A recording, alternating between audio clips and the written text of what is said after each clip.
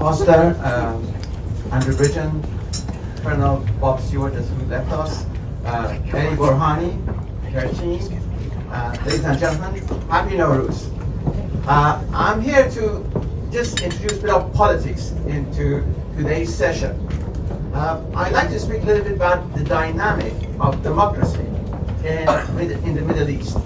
Now, as you are all aware, there are different types of democracy.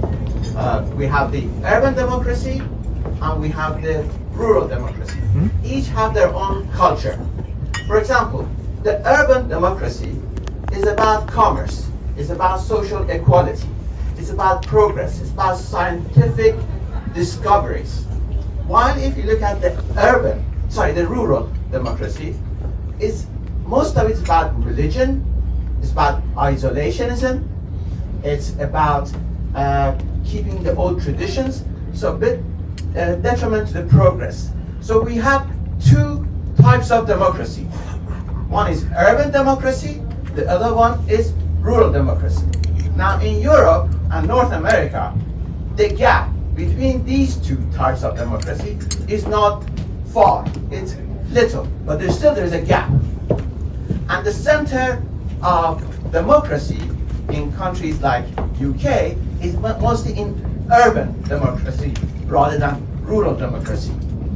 But if you go to the Middle East, the gap is huge. You have the urban democracy, which imitates the Western way of life, is modernizing, but if you go to rural democracy, it is political Islam.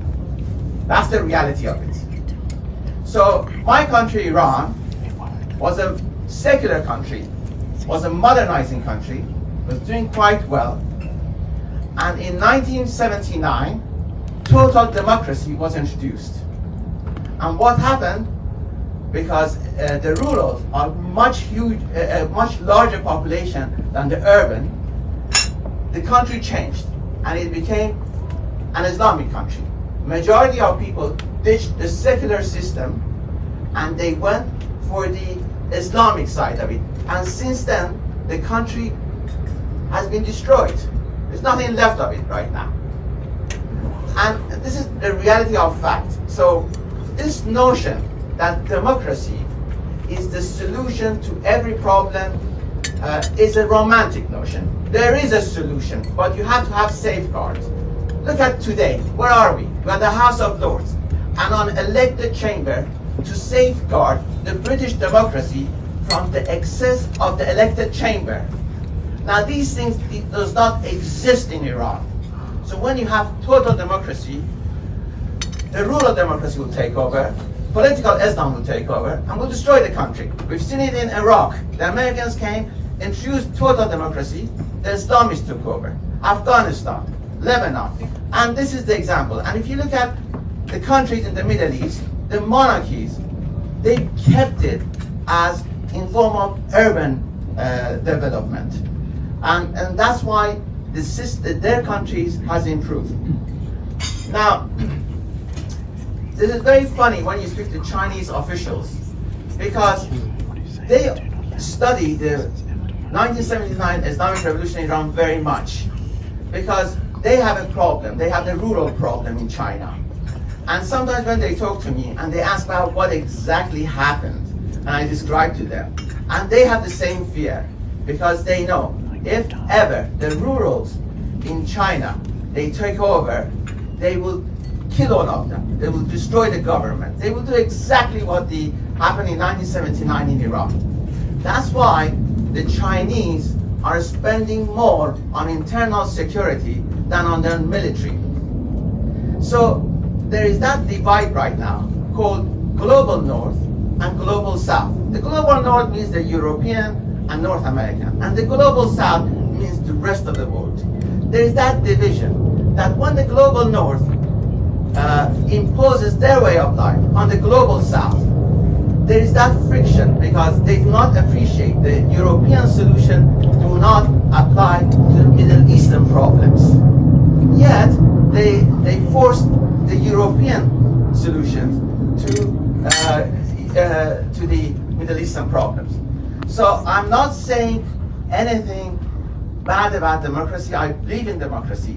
All I'm saying, when you unleash the power of democracy, just know the journey it will take you to.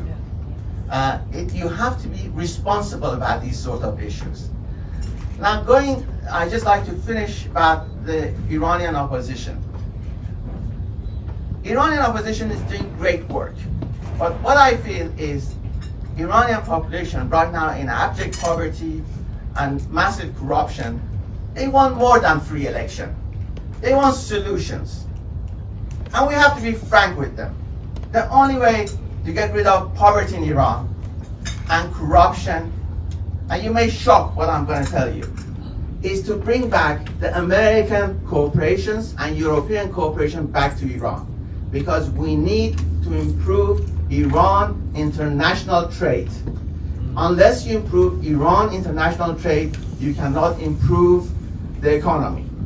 You cannot reduce the poverty. Now, the US corporations and European corporations are regulated by stock market, by the shareholders, and wherever they go, because they are subject to these sort of regulations, but they have to get rid of any form of corruption. And they are audited by huge companies. And anyway, we need their cooperation because Iran for the last 45 years has lost the ability to do international trade with other countries. So what I'm trying to say, as oppositions, we have to be frank with Iranian people. We say, this is the way forward. You have to look outward, and you have to bring back the US corporations and European corporations. Now, thank you very much, ladies and gentlemen. I wish you a good year, and God bless you all.